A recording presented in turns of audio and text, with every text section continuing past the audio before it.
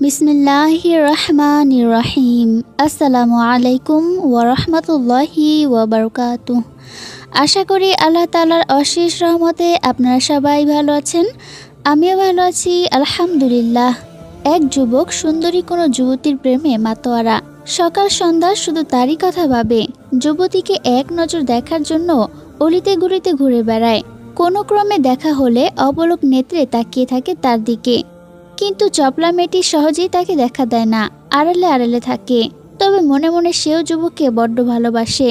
সেই যুবকের কানে একদিন ইসলামের নবী সাল্লাল্লাহু আলাইহি ওয়াসাল্লামের কথা পৌঁছালো।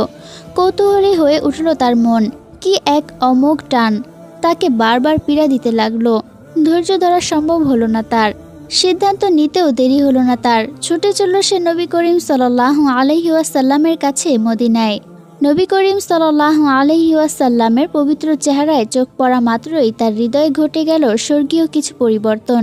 যুবক আগে পিছে কিছুই ভাবল না, তৎক্ষণাৎ বায়াত হয়ে গেলেন নবী করিম সাল্লাল্লাহু আলাইহি ওয়াসাল্লামের পবিত্র হাত ধরে।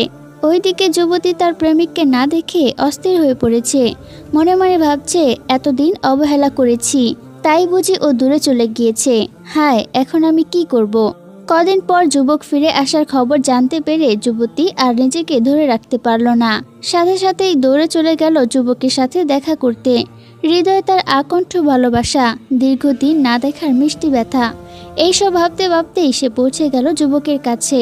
কিন্তু একই, যুবক তার দিকে ফিরেও তাকাচ্ছে না। যেদিকেই যাচ্ছে সেদিক থেকেই মুখ ফিরিয়ে নিচ্ছে। আশ্চর্য হয়ে গেল যুবতী। এক সাগর অভিমান নিয়ে বলল, কি হলো তোমার? তুমি কি সেই দিনগুলোর কথা ভুলে গেলে?